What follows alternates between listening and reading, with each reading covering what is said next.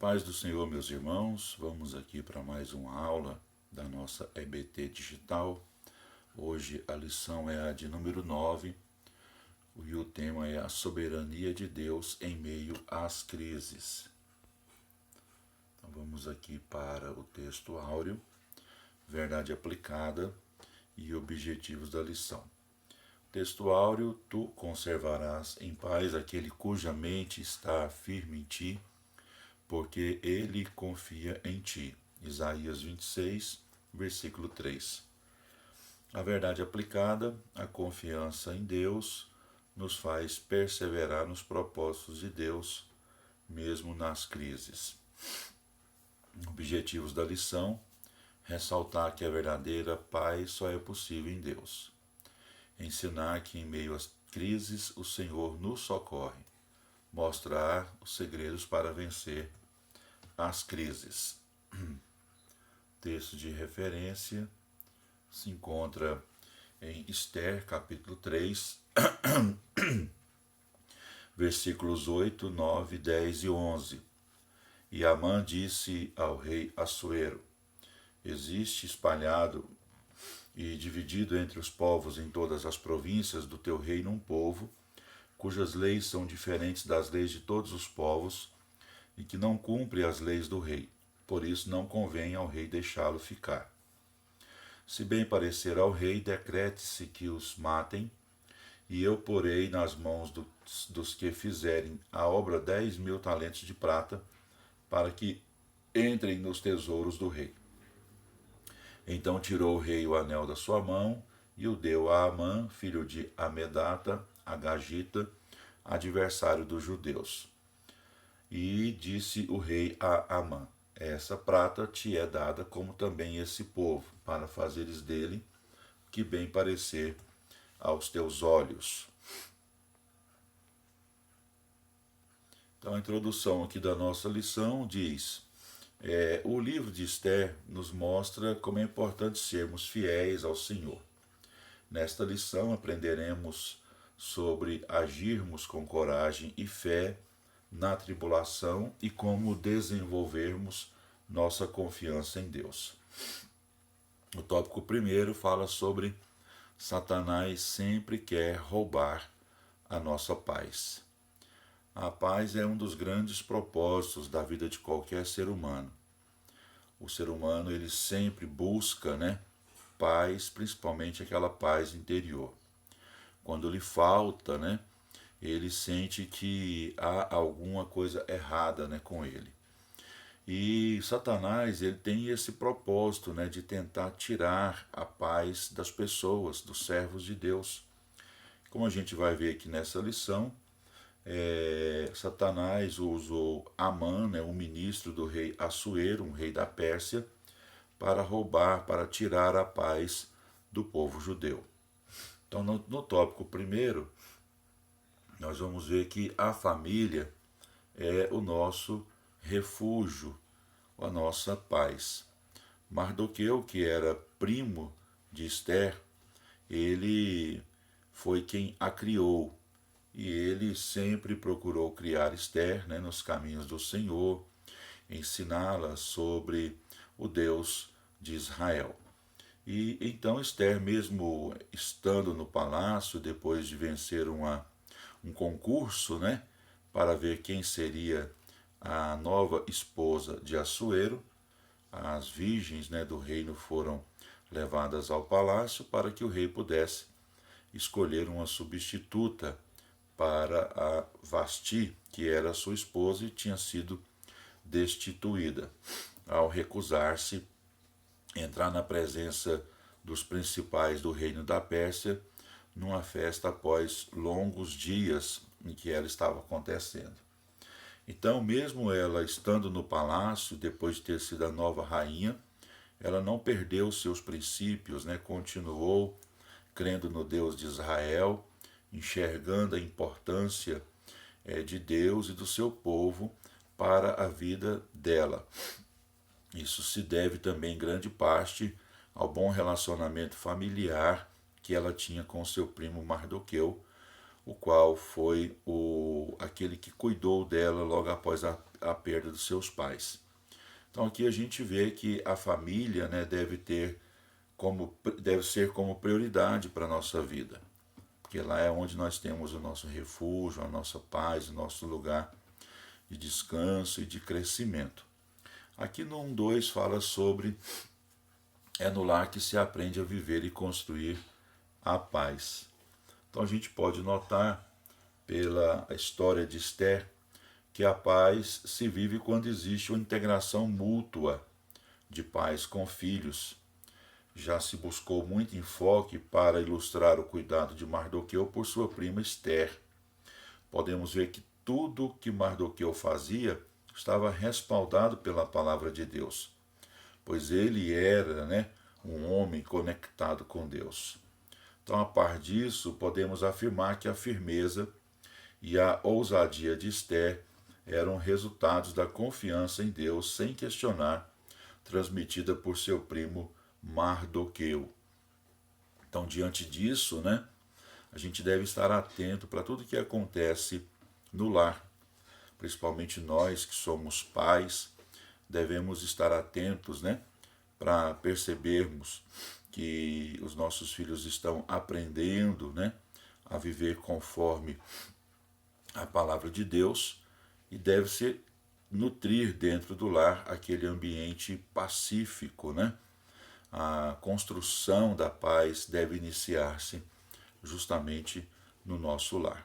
Infelizmente existem muitas famílias, que desejam a paz nos seus lares, porque é um ambiente onde se parece mais um ambiente de guerra, Mas louvemos a Deus pelas nossas famílias que têm tido paz de Deus e podemos desfrutar grandemente dela. Vamos aqui para o 1:3. Não existe algo mais valioso do que a paz. Nesses dias, de pandemia, de grandes dificuldades, onde os noticiários não têm sido muito favoráveis, o ser humano está em busca, desta paz. Então a gente deve estar sempre atento para o que diz o texto de Isaías 26, versículo 3. Tu conservarás em paz aquele cuja mente está firme em ti, porque ele confia em ti. Então, nesses momentos de grande dificuldade, que o mundo está passando, creia que há paz em Deus. Deus tem paz através do seu Filho Jesus Cristo para nos conceder. Então, busquemos essa paz, a paz verdadeira que se encontra na pessoa bendita de Jesus Cristo. O tópico 2 diz: se incomoda é porque brilha. Aqui é uma referência, ao povo judeu. O povo judeu, após a Babilônia ter caído pelos persas, e os persas ter dado liberdade ao povo judeu que quisesse voltar para a sua pátria, muitos judeus não quiseram voltar, mas permaneceram em várias cidades da Pérsia, como acontecia em várias cidades da Babilônia, principalmente fazendo ali a comercialização dos seus produtos, e eles cresceram muito nas suas atividades, prosperaram muito, muitos se tornaram ricos e não quiseram voltar para Jerusalém e permaneceram ali em várias cidades do Império Persa. Isso fez com que os persas não gostassem muito, muitos persas, melhor dizendo, não gostassem muito dessa prosperidade, dos judeus. Amã é o principal representante dessa raiva com relação àqueles que têm sucesso, àqueles que brilham. Então, o seu sucesso, o seu brilho pode incomodar alguém, pode fazer com que alguém não goste de você gratuitamente. Isso não é novidade dentro da história bíblica, dentro da história dos servos de Deus. Quando isso acontecer, saiba que há um agente espiritual que age por trás dessas pessoas, invejosas e que querem, vamos dizer assim, te derrubar. Então você não está lutando contra pessoas, como diz a Bíblia, contra carne e sangue, mas contra os poderes espirituais do mal. Então, o seu sucesso, o seu brilho pode incomodar alguém. Então, ore a Deus, busque ao Senhor, para o Senhor te dar estratégias aí para lidar com essa situação. Então, vamos aqui para o 2:1. O 2:1 fala: as crises vêm para roubar o nosso sono, né? No livro de Esther, vemos Amã, que por meio de uma lei, conforme o texto de referência que a gente leu, queria a destruição dos judeus. Ele usou de artifícios para fazer com que o rei Assuero assinasse um decreto, né, carimbasse, chancelasse um decreto, onde os judeus seriam perseguidos e mortos, e as riquezas dos judeus seriam distribuídas também para as pessoas que fariam aquele ataque, e grande parte daquele dinheiro iria para os tesouros do rei. Então essa crise, né, tirou o sono do povo judeu. Mardoqueu e Esther perderam o sono por causa desse grande perigo iminente. Da mesma forma acontece nos dias de hoje, né? As crises podem tirar o nosso sono, tirar a nossa paz. Mas acreditemos que o Senhor está agindo em todas as circunstâncias e vai nos dar a vitória. 2:2 diz: a crise chega para o povo de Deus. Aqui em Esther 4 e versículo 3 fala sobre isso, né? Houve grande choro, grande lamentação, sentimento de luto, com jejum e etc. Então, o povo de Deus não está livre das crises, das dificuldades. Alguns até questionam: mas você não é servo de Deus? Como você pode estar enfrentando esta crise? A crise também pode chegar na vida de um cristão, na vida de um lar cristão. Agora, a diferença é como vamos lidar com essa crise. O povo judeu foi para os pés do Senhor e o Senhor deu grande livramento ao povo judeu.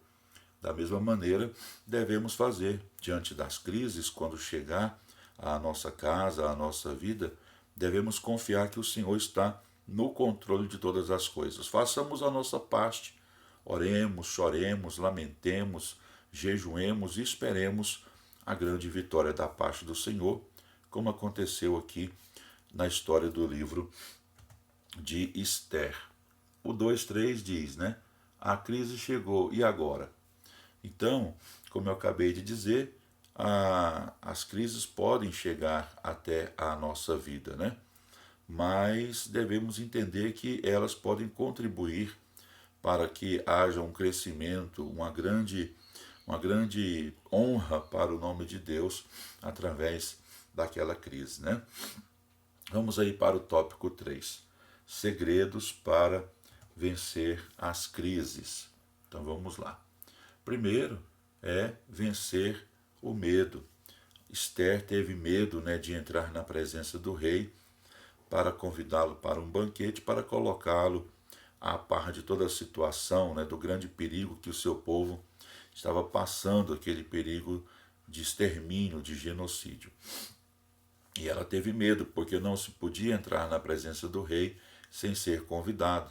E ela entrou sem ser convidada. Mas antes de entrar, diante daquele medo que ela estava sentindo, ela jejuou, ela orou ao Senhor, confiando que o Senhor daria a vitória para ela. Então, diante de situações, né, adversas, vamos fazer como Esther fez. Mesmo que haja medo, mesmo que haja um certo pavor, confiemos no Senhor e Deus vai nos dar a vitória. Assim Esther fez, né? Ela confiou no Senhor e ela enxergava o triunfo. Então, Deus deu triunfo tanto para Esther quanto para Mardoqueu, que era perseguido por Amã. Inclusive, a forca que Amã tinha preparado para Mardoqueu, ele mesmo foi morto nessa forca por ordem de Assuero, né? Mardoqueu havia sido humilhado por Amã, mas agora ele estava vestido com vestes reais, inclusive tomou até mesmo o lugar do próprio Amã. Então, Deus ele pode reverter situações que parecem impossíveis. Deus é poderoso para fazer além daquilo que a gente pode imaginar.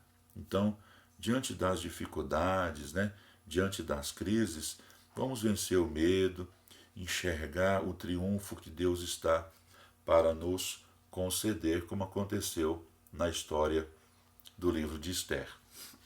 E entender que o nosso socorro vem do alto, né?